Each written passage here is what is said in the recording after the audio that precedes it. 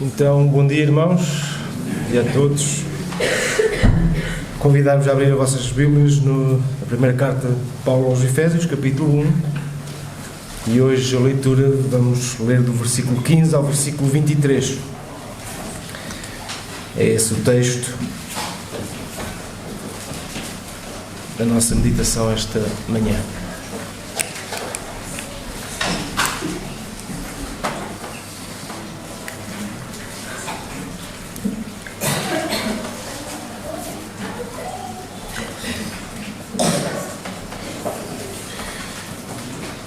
Então, iniciando a leitura no versículo 15,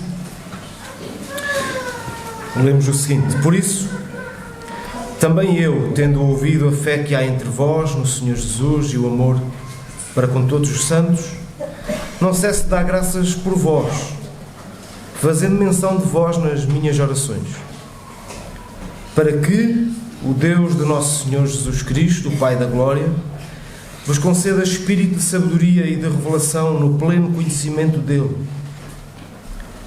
iluminados os olhos do vosso coração, para saberdes qual é a esperança do seu chamamento, qual a riqueza da glória da sua herança nos santos, e qual a suprema grandeza do seu poder, para com os que cremos, segundo a eficácia da força do seu poder, o qual exerceu ele em Cristo, ressuscitando-o dentre os mortos e fazendo sentar à sua direita nos lugares celestiais, acima de todo o principado e potestade e poder e domínio e de todo o nome que se possa referir não só no presente século, mas também no vindouro.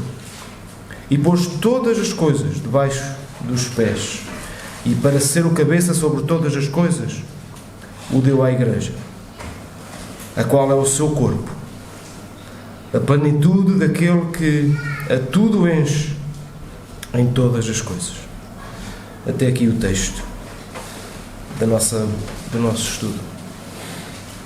A certa altura, o apóstolo Pedro, quando o Senhor Jesus disse que era necessário que Jesus lhe lavasse os pés, e quando estava a iniciar esse processo de lavar os pés aos discípulos, Pedro disse: Nunca me lavarás os pés.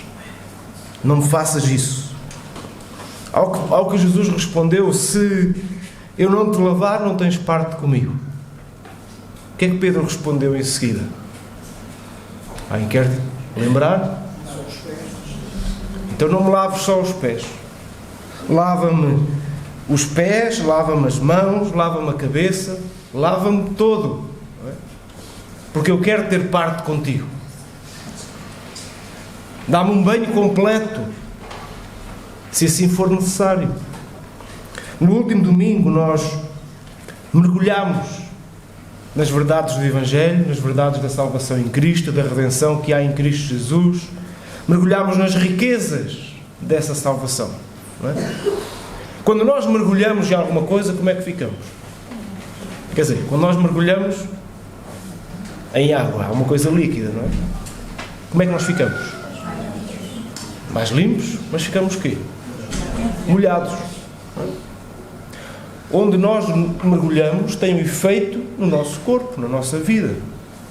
Se nós mergulhamos, nós não somos um ser absorvente, o nosso corpo não é absorvente como é outros materiais, como um pano, uma esponja. Nós não absorvemos água, mas se nós absorvêssemos, nós ficaríamos encharcados, totalmente possuídos no lugar ou com a matéria no qual nós mergulhávamos. Na primeira parte deste capítulo nós podemos agradecer e elevar as nossas vozes ao nosso Deus pelas bênçãos, pela salvação que temos em Cristo Jesus. Mas agora, do versículo 15 ao versículo 23, Paulo pede, e nós podemos pedir, e Paulo pede pelos Efésios, que Deus ilumine os Efésios da compreensão, da percepção do que significa o que é mergulhar nesta bênção, nesta salvação, nesta redenção que há em Cristo Jesus. Portanto, quando lemos a carta de Paulo aos Efésios, sabemos que há um propósito. Há um propósito bem definido. Paulo não está só a desenvolver uma teoria ou a escrever uma tese para apresentar em qualquer lugar. Mas Paulo está a escrever com um propósito bem definido. Ele está a escrever para ajudar os crentes, os cristãos em Éfeso, para fortalecê-los na sua fé, para animá-los na sua vida cristã, e está a fazer o mesmo connosco. É para isso que serve a carta.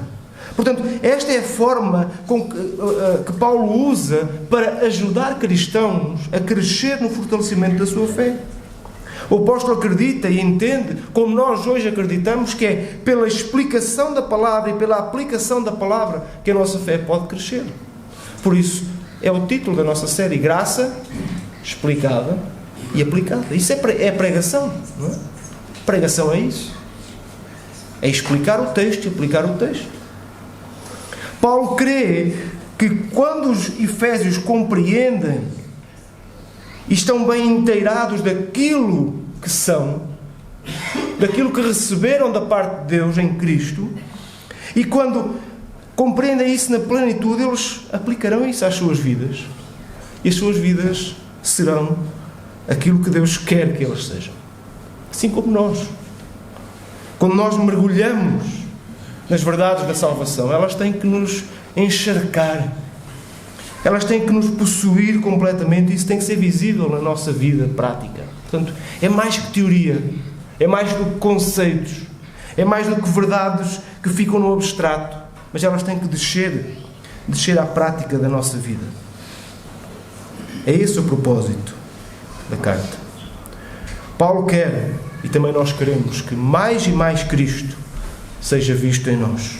Mais e cada vez mais Cristo seja visto em nós. Então vamos aos versículos. Versículo 15 e 16. Iniciamos pelos primeiros 2 versículos. Paulo ora, diz: por isso também eu, tendo ouvido a fé que há entre vós no Senhor Jesus e o amor para com todos os santos, não cesso de dar graças por vós, fazendo menção de vós nas minhas orações. Esta é uma das 2 orações que encontramos na carta de Paulo aos Efésios. A segunda encontramos no capítulo 3, do versículo 14 ao versículo 21. E nas orações desta carta, esta é a primeira, Paulo não se foca tanto, ou não está tanto colocando a sua ênfase em petições, como nós muitas vezes fazemos na oração, como é lógico. Mas aquilo que Paulo vai fazendo é orando, mencionando bênçãos que os cristãos em Éfeso precisavam de conhecer. Portanto, é uma oração intencional. É uma oração que não é oca, ela tem uma intenção, tem um objetivo, tem uma razão. Paulo começa por dizer que a intenção não era clamar por bênçãos que o povo de Deus ainda não tinha recebido, algo que nós fazemos muito na oração, clamamos por bênçãos que ainda não recebemos.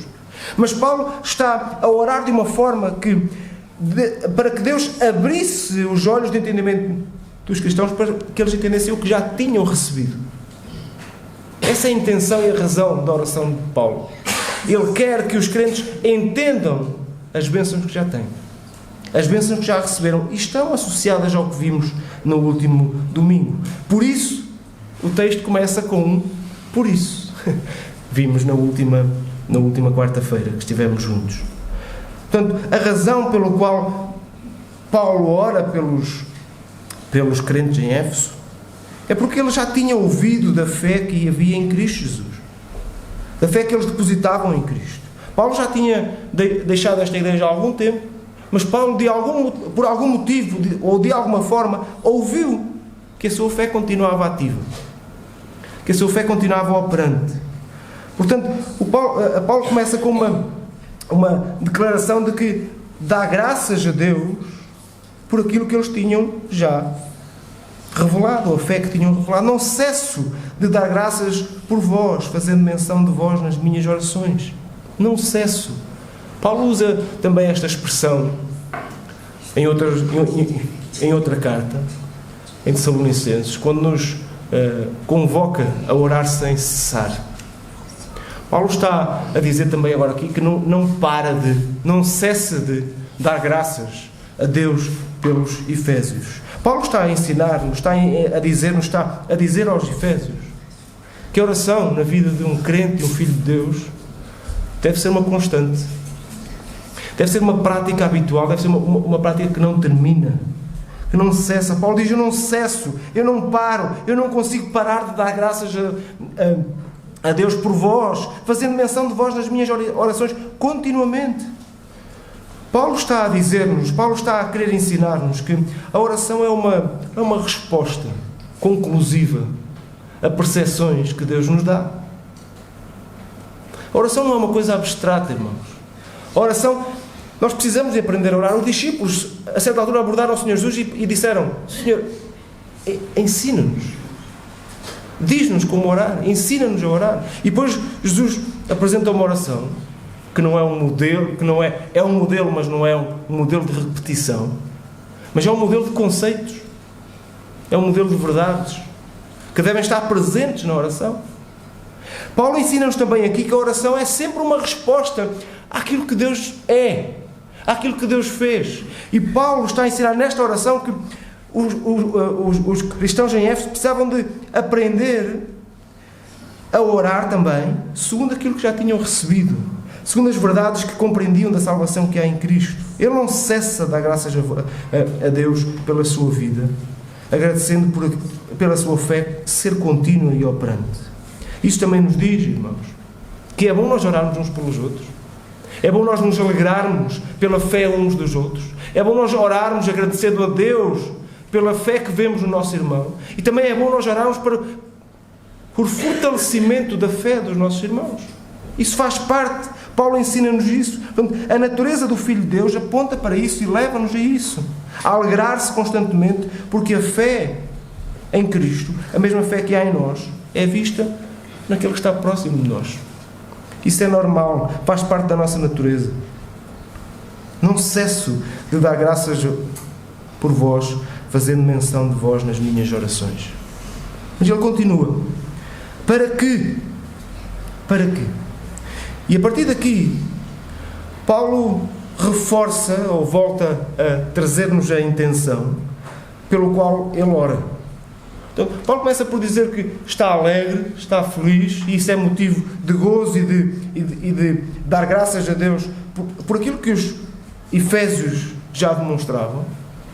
Mas agora ele diz que ora por eles com objetivos, com metas, com propósitos. Este para que, há dois para que mostram-nos isso mesmo, há um objetivo, há uma meta. E o texto nos apresenta, segundo a interpretação do texto, 4 razões ou 4 objetivos que Paulo quer que os Efésios compreendam acerca da verdade e da salvação que tem em Cristo Jesus.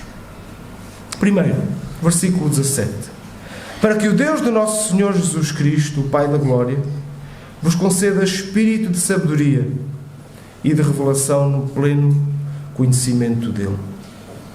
Vamos voltar a ler. Para que o Deus do nosso Senhor Jesus Cristo, o Pai da Glória, vos conceda espírito de sabedoria e de revelação no pleno conhecimento dele. O que é que significa este objetivo que Paulo tem? O que é que Paulo está a pedir a Deus? Qual é aquilo que Paulo quer que os crentes em Éfeso demonstrem, ou tenham, ou compreendam? Muitas vezes o dom de Deus do Espírito, ou o Espírito da sabedoria e da revelação, nós vemos em Colossenses capítulo 1, versículo 9, Paulo escreve esta coisa e diz: por esta razão também nós, desde o dia em que o ouvimos, não cessamos de orar por vós e de pedir que transbordeis de pleno conhecimento da sua vontade, em toda a sabedoria e entendimento espiritual. Portanto, esta oração que Paulo faz pela igreja em Éfeso não é original, ou não é única, ele ora também pela igreja em Colossos neste sentido. Muitas vezes olhamos para o Espírito da sabedoria, ou olhamos para a menção do Espírito como algumas características humanas que nós podemos revelar, ter um espírito de brandura, um espírito calmo. Mas aquilo que Paulo se refere aqui, claramente, este espírito de sabedoria e de revelação, refere-se ao Santo Espírito de Deus, à presença de Deus nas suas vidas, ao Espírito Santo. É assim que devemos entender esta expressão. O dom do Espírito que Paulo apresenta aqui, pelo qual ora, que Deus vos conceda este Espírito, este dom, esta dádiva. É um Espírito que vem do Espírito Santo de Deus. É a capacitação que o Espírito pode dar a alguém de o tornar sábio. É o que significa este o Espírito de sabedoria. É assim que devemos entender esta expressão. Paulo está a clamar a Deus para que Deus lhes conceda um Espírito de sabedoria, os faça sábios. E sabemos que isso somente é possível através da dádiva do Espírito Santo. Nós já vimos na passagem anterior, no último domingo, a grande quantidade de dádivas, de bênçãos, de resultados da graça e da misericórdia de Deus, da qual somos beneficiários. Paulo agora está a clamar para que o Espírito de Deus faça destas pessoas, destes crentes, destes cristãos em Éfeso, pessoas sábias. Que Deus vos conceda o Espírito de sabedoria e de revelação. Era impossível, e é impossível ao homem, atingir este patamar de maturidade e de conhecimento sem ser dado pelo Espírito, sem ser revelado e desvendado pelo Espírito. Para nós, o conhecimento é algo bom, o conhecimento é algo extremamente importante nas nossas vidas, seja que tipo de conhecimento for. Mas o conhecimento de Deus é importante. Mas também, como já ouvimos de alguma forma esta manhã, o conhecimento por si só, o conhecimento em si mesmo, ele não terá grande valor. Ele tem algum valor, porque pode conduzir a... Mas este espírito de sabedoria que Paulo está a clamar a Deus para que os efésios entendam e lhes fosse dado, é mais do que isso. É uma aplicação do conhecimento em si, tornando em sabedoria. É um conhecimento pessoal do próprio Deus, que na Bíblia tem um sentimento muito mais de experimentação do que conhecimento empírico. A sabedoria, segundo a palavra de Deus, é muito mais do que simplesmente conhecimento, mas é a aplicação desse conhecimento. Para Paulo está a pedir que eles entendessem que o Evangelho era algo tão maravilhoso, tão completo, tão perfeito, que o Espírito precisava de constantemente lhes fazer perceber essas verdades. E essas verdades só podiam ser ensinadas e trazidas pelo Espírito de Deus. A palavra fala do Espírito da verdade. O Senhor Jesus anunciava, naquela mesma passagem que nós há pouco mencionámos, em que Pedro responde ao lavar os pés dos discípulos, o Senhor Jesus anuncia a chegada do Consolador. Por 5 vezes. O Senhor Jesus adverte-os que o Consolador estaria para chegar. O Senhor Jesus começa por dizer que eu rogarei ao Pai e enviei o Consolador que esteja sempre convosco. Depois Jesus diz que o Consolador, o Espírito Santo, que o Pai enviará em meu nome, esse vos ensinará todas as coisas e vos fará lembrar de tudo o que vos tenho dito. O Senhor Jesus diz ainda que o Consolador virá e dará testemunho de mim. O Senhor Jesus continua e diz que se eu não for, o Consolador não virá, mas quando Ele vier, Ele convencerá o mundo do pecado, da justiça e do juízo. E por uma 5ª vez, Ele diz que o Espírito virá e vos guiará a toda a verdade. É este Espírito que Paulo está a orar para que os efésios fossem revestidos deste Espírito de sabedoria. É o Espírito que ajuda o pregador a pregar, mas é o Espírito que ajuda o ouvinte a ouvir. É o Espírito que ajuda aquele que ouve a crer. É o Espírito que convence do pecado, da justiça e do juízo. É o Espírito que nos faz ouvir, que nos faz crer nas verdades do Evangelho. E nós precisamos de, a cada dia, que o Espírito traga as verdades do Evangelho à nossa vida. Isso é que era ser revestido, ou isso é que era ter o Espírito de sabedoria e de revelação. Como dissemos há pouco, sabedoria na palavra de Deus nunca é sinónimo de só conhecimento, apenas e só, mas do uso desse conhecimento, do olhar para a vida sob a perspectiva de Deus. Essa é a revelação que Paulo fala. Essa é a capacitação que Paulo espera que os efésios tenham, de conhecer a Deus e crescer no pleno conhecimento eterno. Irmãos, é esta. Lá no Evangelho de João nós vemos que a vida eterna é esta: que te conheçam a ti, por único Deus verdadeiro, e a Jesus Cristo em quem enviaste. Resumidamente é isto. Ainda no capítulo 1, versículo 18 do mesmo Evangelho, diz-nos que Deus nunca foi visto por ninguém, mas o Filho unigênito que está no seio do Pai, esse o revelou. Esta revelação que Paulo fala é isto mesmo. É esta possibilidade que nos é dada através do Espírito de conhecermos Deus e de termos um pleno conhecimento dele. Portanto, não é só conhecer, não é apenas ouvir falar dele, mas é conhecê-lo, é privar com ele.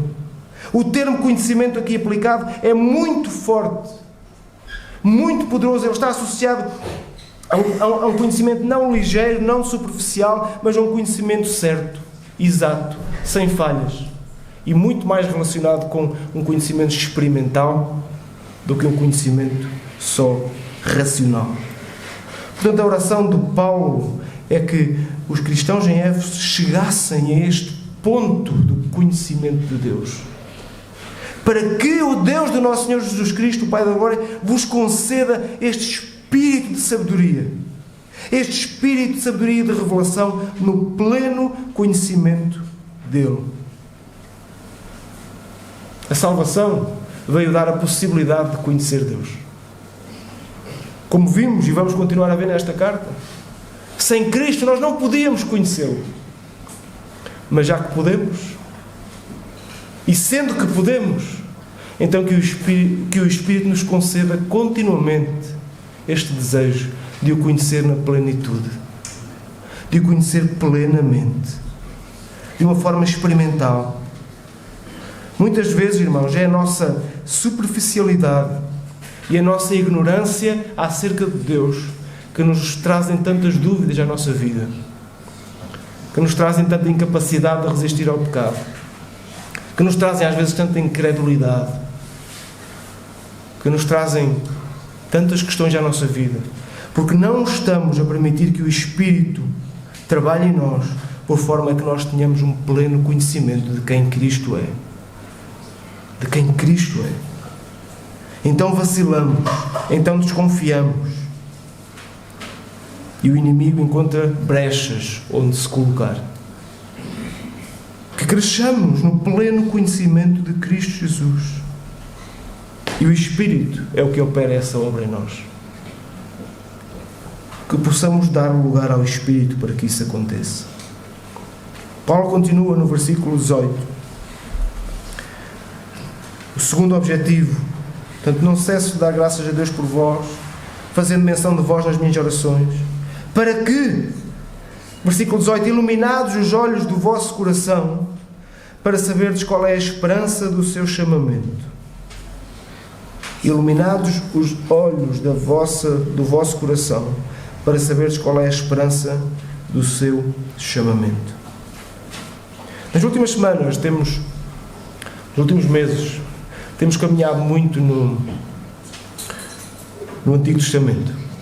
Quer por já termos caminhado em Êxodo, quer por já termos caminhado há menos tempo atrás em Samuel, quer por na escola dominical estarmos a avançar no panorama do Antigo Testamento. E se a coisa que nós vamos acompanhando e vamos percebendo é que no povo de Deus, no Antigo Testamento, há sempre uma chama de esperança. Não é? Nós vemos lá a promessa da semente da mulher de derrotar a semente da serpente, e essa promessa vai surgindo e vai estando sempre em execução, altos e baixos, não é? A esperança sobe e desce, mas há esta esperança. Há uma esperança de que no futuro alguma coisa virá para tornar diferente o que é a realidade do povo. A esperança de uma luz que possa trazer novidade a um mundo de trevas. E quando nós vemos Cristo a chegar, quando nós vemos a chegada de Jesus a este mundo, tomando a nossa forma, A sua presença é uma luz. É uma luz que surge. É uma luz que aparece e transforma tudo à sua volta.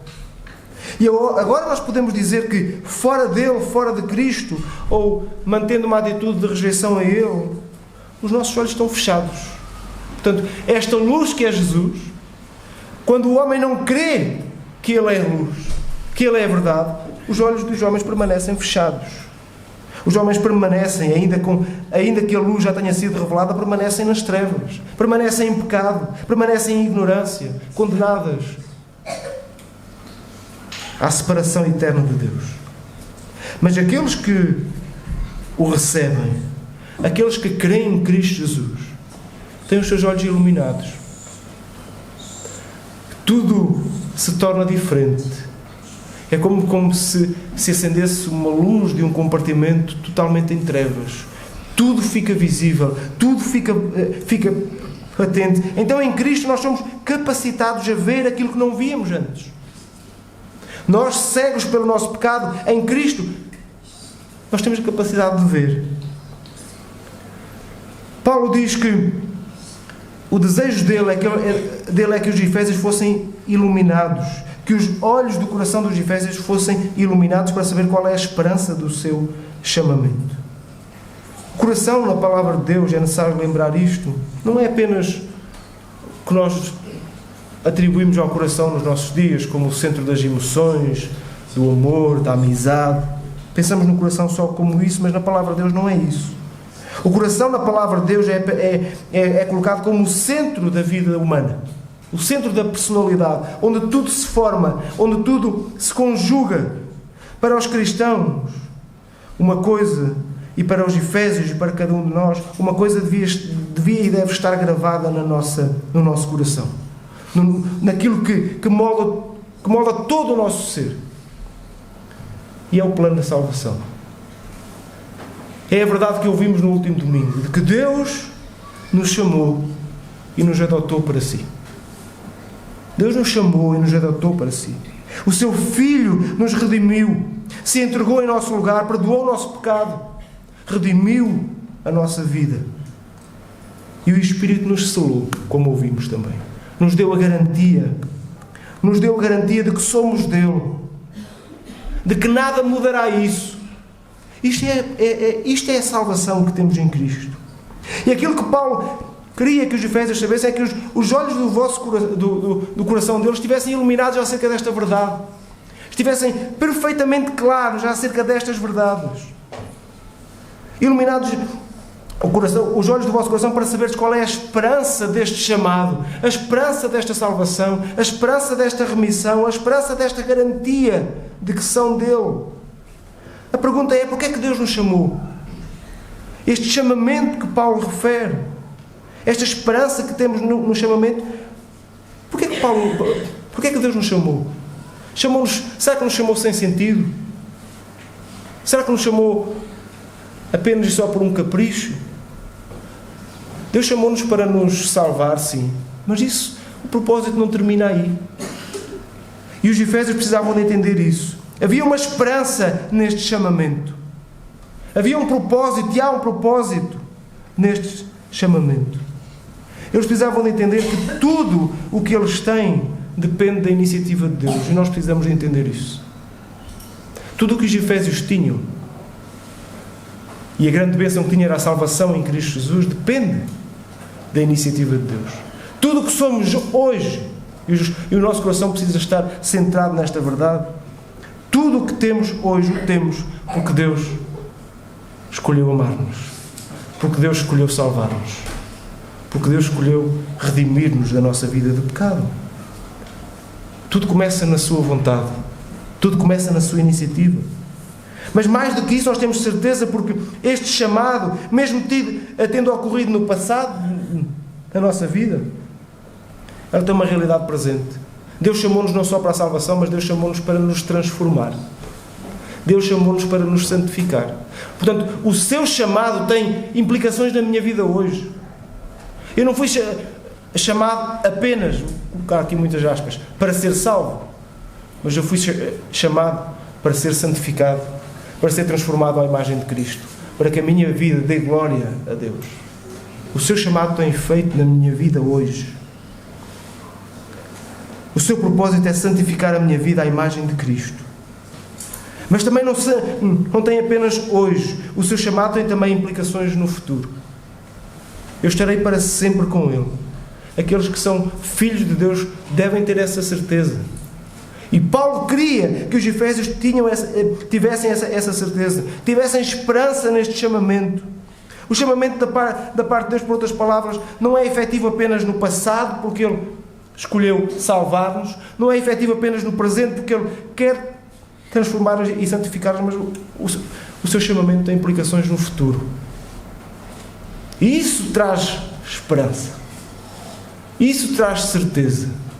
A palavra de Deus sempre atribui à esperança em Cristo uma esperança que não confunde. Uma esperança que é mais do que uma esperança que nós achamos que é a nossa esperança diária. Eu posso ter esperança em muita coisa. Posso ter esperança que daqui a bocado já não esteja a chover. Posso ter muitas esperanças. São esperanças que podem acontecer ou podem não acontecer. São infundadas. Mas a esperança da palavra de Deus em Cristo traz certeza. E os efésios precisavam de estar certos de que o seu chamamento ele era eterno.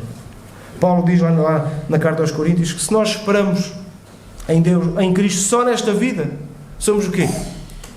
Somos os mais miseráveis de todos os homens. Os mais miseráveis de todos os homens. Portanto, este chamamento ele é eterno. Avançamos para o versículo 18. Terceira razão que Paulo, o terceiro objetivo que Paulo tem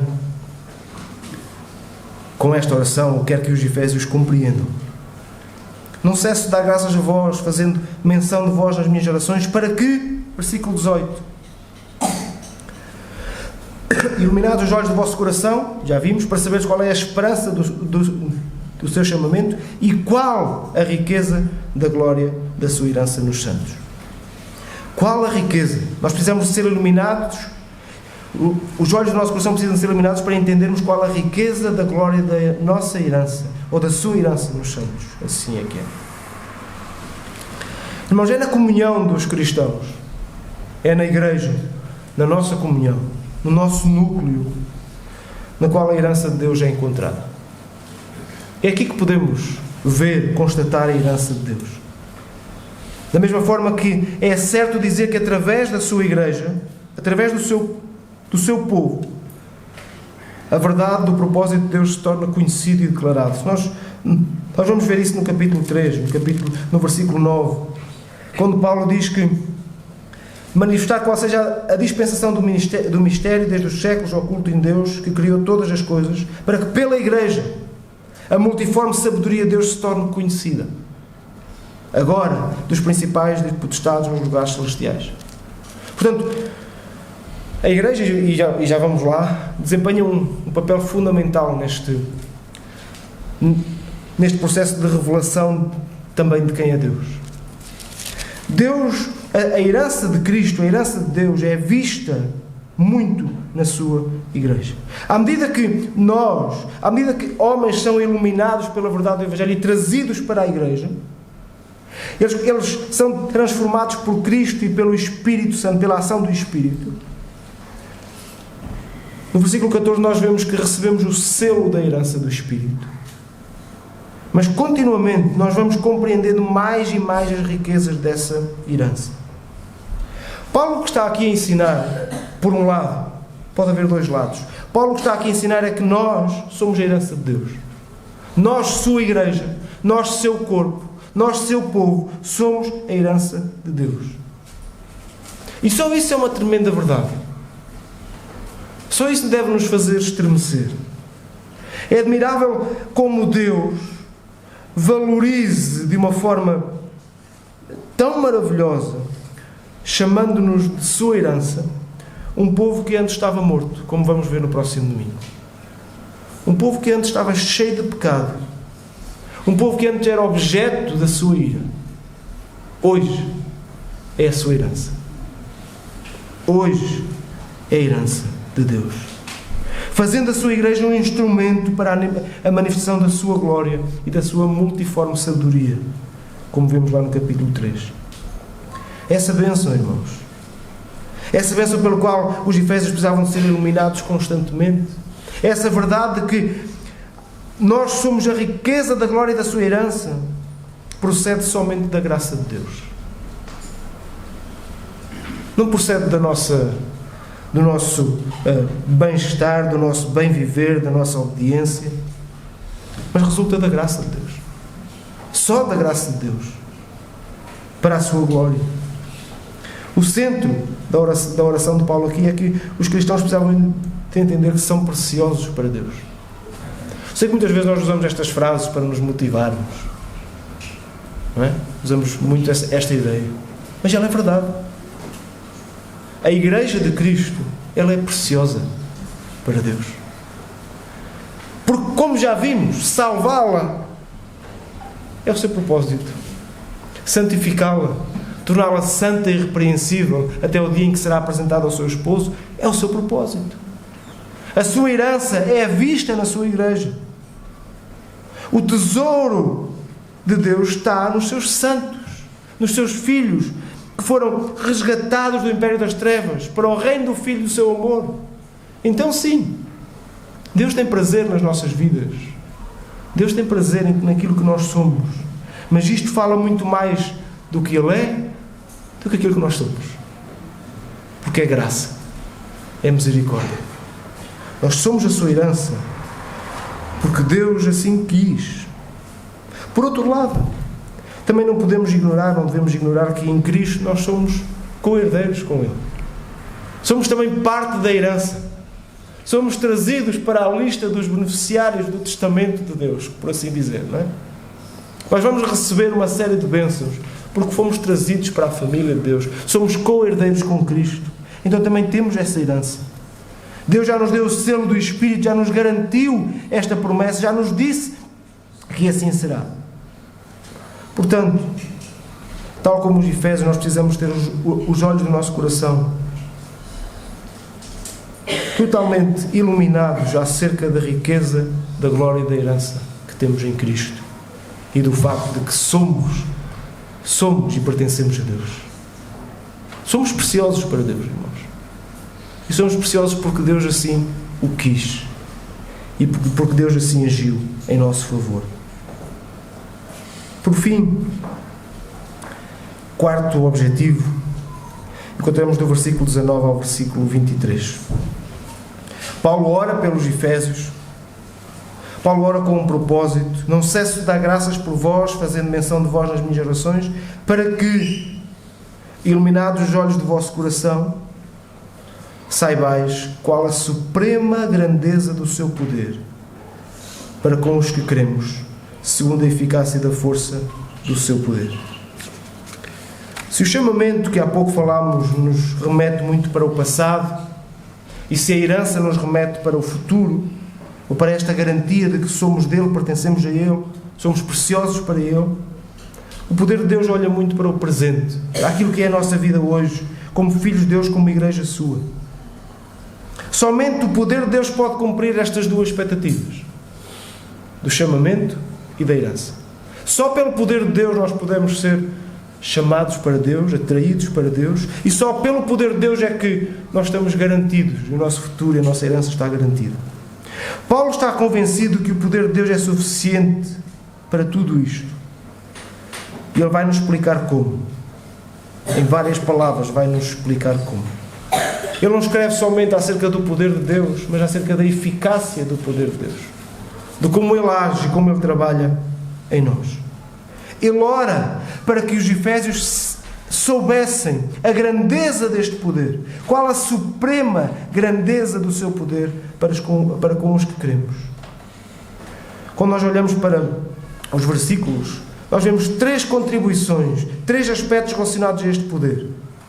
O mesmo poder que ressuscitou Jesus dentre os mortos está em operação na vida dos crentes. Cristo desfruta da sua posição como cabeça sobre todas as coisas. Ele é colocado nesse lugar. E a autoridade existe por causa do servir. Este uso do poder de Cristo é muito visto no serviço. Mas vamos por partes.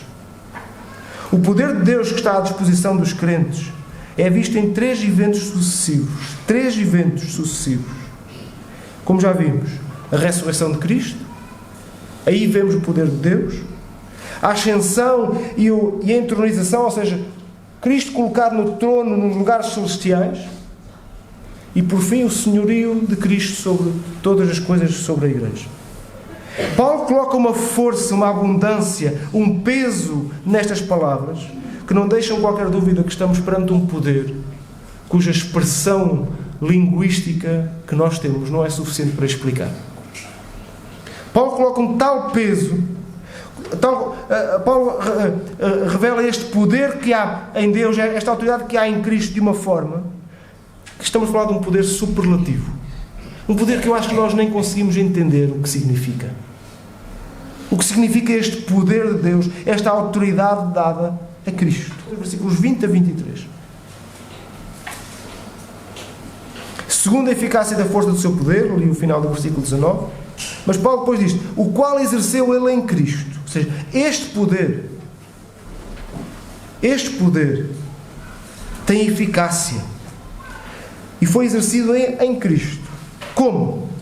Ressuscitando dentre os mortos, fazendo sentar à sua direita nos lugares celestiais, acima de todo o principado e potestade e poder e domínio, e de todo o nome que se possa referir, não só no presente século, mas também no vindouro.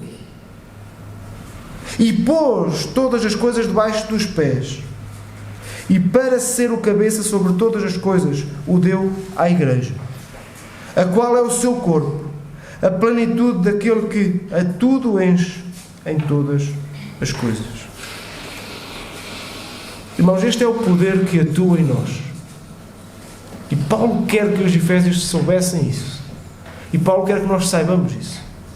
Este é o poder que está em nós. O poder que fez Cristo ser ressuscitado dos mortos. O poder que fez com que Ele fosse assentado à destra de Deus. O poder que fez com que Ele seja soberano sobre todos os reinos, sobre todos os poderes, sobre todos os domínios, sobre todas as coisas. Este é o poder conferido àqueles que creem nele. Este é o poder que opera nas nossas vidas individualmente e na vida da Igreja individualmente. Quando pensamos na ressurreição de Cristo e na exaltação de Cristo sentado nos lugares celestiais, nós sabemos que a ressurreição é o selo da autenticidade da obra de Cristo. Quando Cristo foi sepultado, os inimigos venceram. Conseguiram levar à cruz o Rei dos Judeus, que em gozo tinha sido colocado na cruz. Este é o Rei dos Judeus. E quando Cristo foi sepultado, o seu plano tinha sido concluído. Mas quando Cristo em poder ressuscitou, quando Cristo ressurge dos mortos, fica claro e patente que Cristo era tudo aquilo que dizia ser. Ele era o Filho de Deus, entregue em nosso lugar. Era a prova concreta da autenticidade da obra de Cristo. A ressurreição de Cristo sela o plano de redenção do Senhor. Quando Cristo ressurge dentre os mortos, a ressurreição de Cristo coloca tudo em pratos limpos. Não deixa dúvidas acerca de quem era Cristo. Era a evidência, e foi a evidência clara e cabal de que o Pai aceitou o sacrifício do Filho em nosso favor. Que o pecado estava expiado, estava perdoado e que Cristo tinha vencido a morte. Mas depois, a mais alta honra foi dada a Cristo. Cristo não só ressurge dentre os mortos, mas Ele foi reconhecido como o Rei dos Reis, acima de governantes, acima de sábios, acima de poderosos, acima de loucos e inconscientes que tantos existem, cheios de poder. Ele está acima de tudo. Ele está acima de todos. Foi aí que Cristo foi colocado. É isso que a palavra de Deus nos diz, ressuscitando entre os mortos e fazendo sentar à sua direita nos lugares celestiais, acima de todo o principado, acima de potestades, de poder, domínio, de todo o nome que se possa referir, não só no presente século, mas para sempre. É aí que Cristo está. Foi aí que Estevão o viu. Quando Estevão foi apedrejado, lembram-se? E foi morto. Diz o texto que ele, estando cheio do Espírito Santo, cheio do pleno conhecimento de Cristo, cheio do Espírito, fixando os olhos no céu, viu a glória de Deus. E viu mais o quê? E Jesus sentado, e Jesus que estava à direita de Deus. E disse: eis que vejo os céus abertos e o Filho do Homem que está em pé à mão direita de Deus. Foi esta a visão que Estevão teve. Ele viu Cristo colocado neste lugar onde Ele está, entronizado, elevado acima de todas as coisas. Mas também vemos a sua autoridade no versículo 22, o seu domínio universal.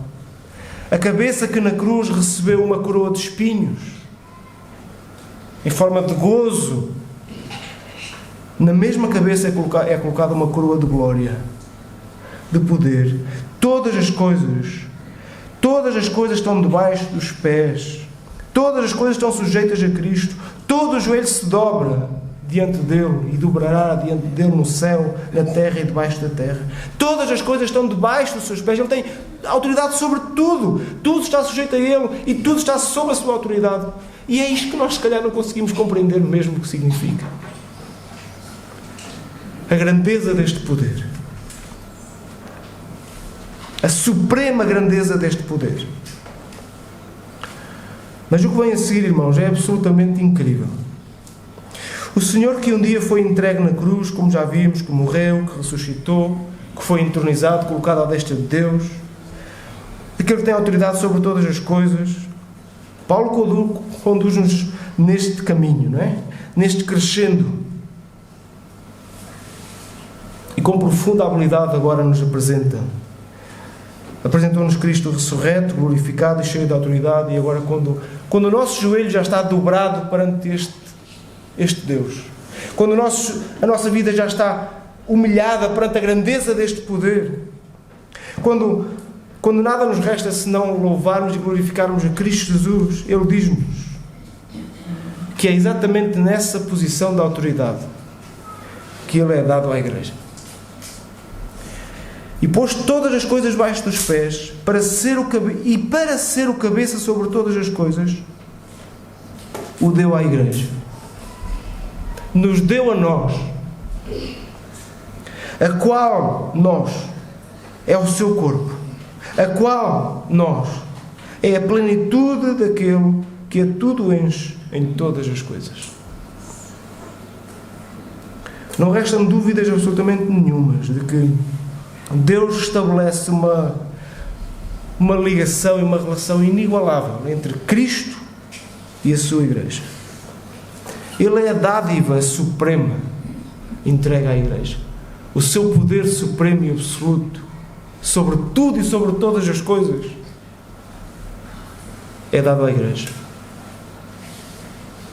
Então, Ele tem toda a autoridade. Ele tem toda a autoridade sobre as nossas vidas. Ele deve ter toda a autoridade sobre aquilo que somos.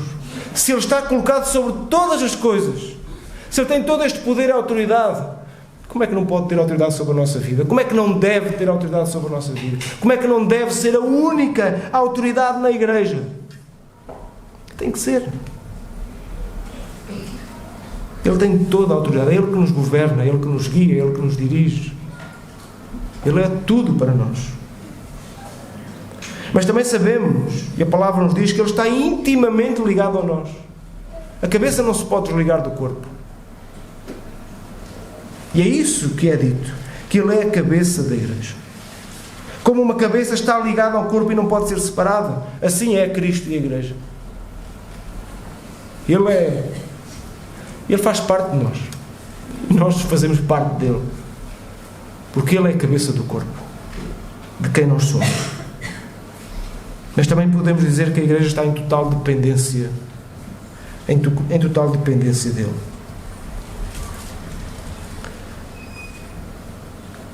Cristo não necessitava para que tivesse todo o poder e a autoridade, como já vimos. Cristo não necessitava desta relação com a Igreja para ser poderoso. Como já vimos, Ele já era. Já lhe tinha sido dado poder sobre a morte, já lhe tinha sido dado poder sobre todas as coisas. Ele era poderoso, Ele é poderoso por si só. Mas Paulo diz que há plenitude quando ele é trazido, quando ele é colocado como cabeça da igreja. No tocante à essência daquilo que ele é, Cristo não depende da igreja para ter poder e autoridade, como já vimos. Mas como esposo daquilo que nós somos, a sua esposa, ele dá a vida pela sua esposa. Como videira que é, ele anseia que nós, os ramos, tenhamos constantemente a sua vida a correr-nos nas veias. Que haja vida em nós, porque estamos nele. E como pastor, que é do seu rebanho, do seu povo, do seu corpo, da sua igreja, ele corre para guiar o seu rebanho a bom pasto, a pastos verdejantes. Este é o poder que foi dado à igreja. E este é o poder que trabalha em nós, que vive em nós e que está em nós. Cristo. Os Efésios precisavam de entender isto e também nós precisamos de entender estas verdades.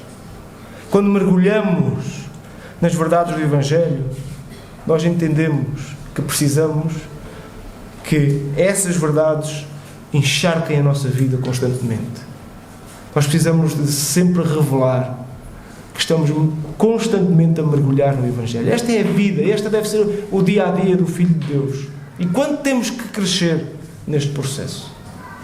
Quanto temos de crescer para que Cristo seja constantemente visto na nossa vida? Quanto temos que crescer? Quanto temos que mudar? Quanto temos que deixar que o Espírito Santo nos transforme à imagem de Cristo para que Cristo seja constantemente visto nas nossas vidas individuais e na nossa vida como igreja? Tanto precisamos de crescer. Precisamos buscar a cada dia a sabedoria e o pleno conhecimento de Cristo. Precisamos de permitir que o Espírito opere essa obra em nós. Que conheçamos plenamente Cristo, como Ele deve e pode ser conhecido. Precisamos estar certos de que o seu chamado tem eficácia. Fomos chamados para Ele, para sermos salvos, para sermos transformados e santificados à imagem de Cristo. Precisamos estar certos de que somos a herança de Deus. Somos preciosos para Ele porque Ele assim o quis. E isso não mudará e no futuro permanecerá. Estamos garantidos. É-nos dada essa herança. E por fim, como é que a manifestação do poder de Deus não permite que nós sejamos mais vitoriosos? Como é que este poder de Deus, como é que a autoridade de Cristo que está na sua igreja, que existe, faz com que nós ainda não sejamos aquilo que Deus quer que nós sejamos? Tanta dúvida que ainda temos, tanto pecado que ainda há nas nossas vidas, tantas coisas que precisam de ser transformadas. Aquilo que esta passagem nos diz é que o poder que ressuscitou Jesus dos mortos é o mesmo poder que está em nós e que nos pode transformar. Porquê que ainda estamos a caminhar tão devagar? Porquê que ainda não estamos mais próximos da estatura completa de Cristo? Isso fala-nos mais de nós do que de Deus. Porque Deus é perfeito, a sua obra é perfeita e a sua salvação em nós, ela também é perfeita. Que Deus abençoe a sua igreja.